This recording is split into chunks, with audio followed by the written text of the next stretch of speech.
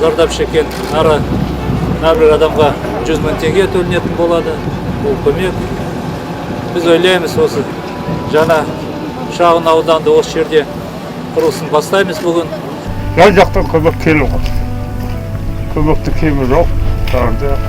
Оңынан беріп отыр. Әуелі қиналдық.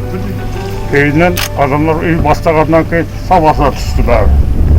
Әр семьяға тек қана жаңағы жеңіс жаңа тұрмысыңыз, бұл жерде 30 мың адам көшісі. Соның әр семьясына 5202 семьяға $1000 Әлишер Усмановтың ақшасынан беріп отырмыз сіздерге. Мына сертификатты ертең ақша аласыз.